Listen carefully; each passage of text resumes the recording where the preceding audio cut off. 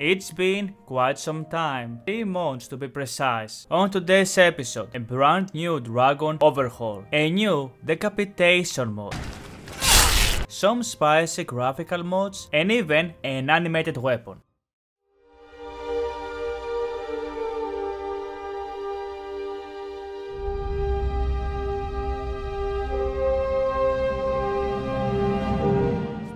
I am back, guys. I am going to cover some of the most interesting Skyrim mods that we've got in the past few months. That being said, I will continue my Fallout New Vegas series coming up next. Nice to see you. Feel free to like the video if you find it useful or dislike it if you don't. Comment down anything below, and with that being said, let's begin. First of all, we have Unbegot, and I've been following this guy over the past few months, me living in exile. He's releasing, as you can see, all of those follower overhauls or expansions for all of those unused NPCs in vanilla Skyrim. If you check his most recent one, he grabs Camilla, which everybody knows is a slut, and he gives her over 170 high quality, immersive, lore-friendly lines. And the same applies with pretty much most of his mods, so if you want to improve some of the NPCs without really changing too much of your game, go ahead and check this guy's mod page. All of the links will be found down in the video description. On similar fashion, we have in Clofas. I've covered Clofas before. He's pumping some crazy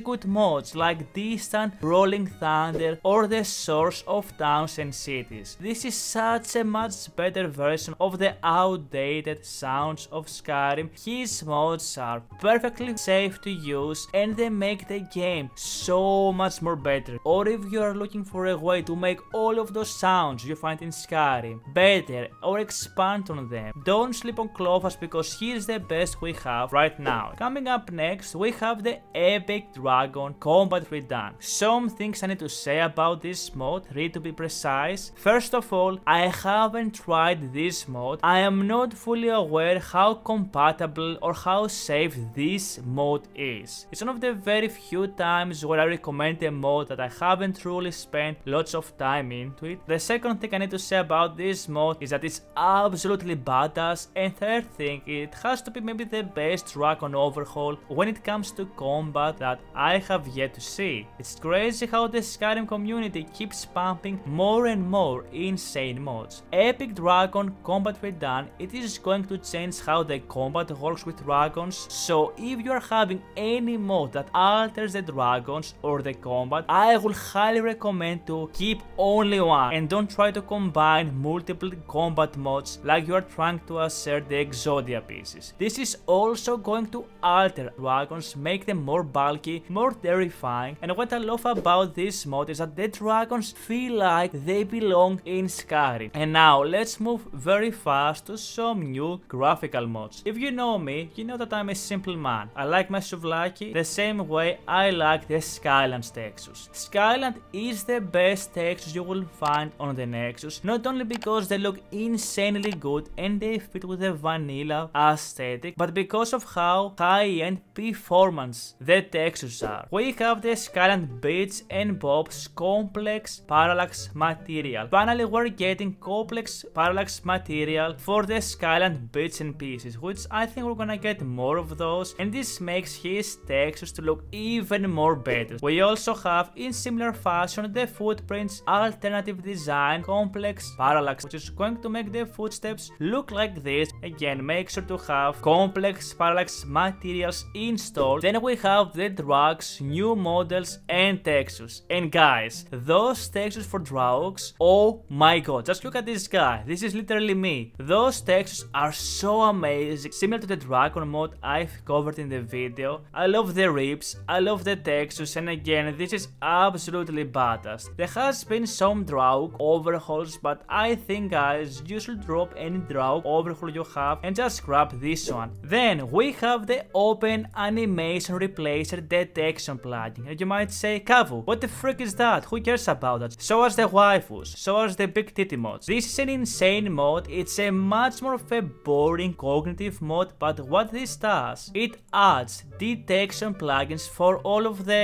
NPCs or characters in Skyrim. This means that when you go in and out of stealth with this on, expect modders to bring some crazy animations. So essentially, this is a must mod to have if you are using open animation replacer. We have the vanilla item descriptions. This is going to add hundreds, and I mean hundreds of much better descriptions for the vanilla items. Always make sure to run the description framework that works for both Anniversary and Special Edition. This is a must mod to have for any of your playthroughs, a mod that we needed to have for the longest of time. Then we have the Dismembering Framework, and if you guys remember, I think in the latest video I've made when I was modding Anniversary Edition, I've covered Sep's previous mod that it will let you to essentially decapitate heads of NPCs by hitting them in the head. This is his masterwork because this is going to add a Dismembering Framework finally working on Skyrim. This completely changes everything, just look at that. Before that we've had Ultimate Carnage, and for the longest of time I was against Ultimate Carnage because it was an extremely buggy mod. Finally we've got a much more better option when it comes to that. You want to grab both the main file and the second file and install them. Go to the DF official humanoid asset pack combined with the previous mod. It is going to make us be able to decapitate, as you can see, a bunch of humanoids, including their armors and everything. And as you can see, we have the main version and even a 3BA version. I'm grabbing both the main file and the second file here,